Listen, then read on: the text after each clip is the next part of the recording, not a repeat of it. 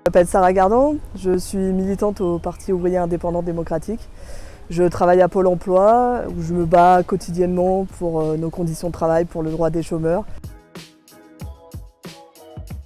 Alors je dirais que je suis obstinée, je suis déterminée à me battre pour chacun de nos acquis et pour rompre avec ce gouvernement qui justement veut s'attaquer à tous nos acquis. Je pense sincèrement que ça n'intéresse pas forcément beaucoup les travailleurs du 20e, les habitants du 20e de savoir ce que Sarah Gardan pense de ce point de vue-là. Et d'ailleurs, je pense entre nous que cette élection n'intéresse pas grand monde et un peu à juste titre. Alors ça c'est simple, c'est de rompre avec le système capitaliste, de le foutre en l'air et de foutre en l'air tous ceux qui représentent. Alors ça permet de poser la question du pouvoir, de dire dehors Macron et sa politique, et d'ailleurs le plus tôt sera le mieux. Ça permet de mettre en avant la question du gouvernement ouvrier qui prendrait les dispositions immédiates et nécessaires aux travailleurs, aux jeunes, aux chômeurs, aux retraités. Parce que j'y habite, parce que j'y milite, j'y diffuse mon journal La Tribune des Travailleurs toutes les semaines où on est d'ailleurs très bien accueillis.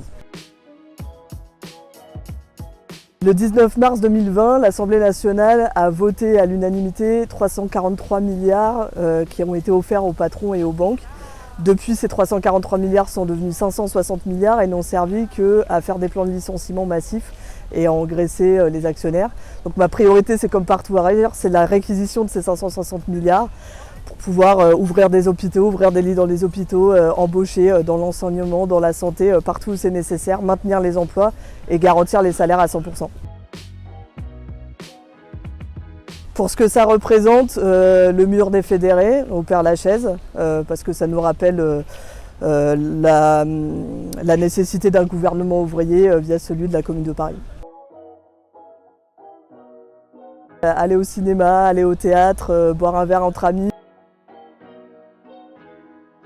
La politique de Macron et de son gouvernement.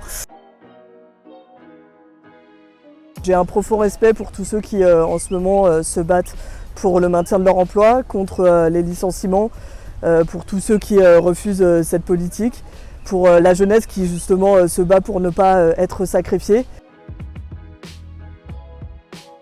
L'émancipation des travailleurs sera l'œuvre des travailleurs eux-mêmes.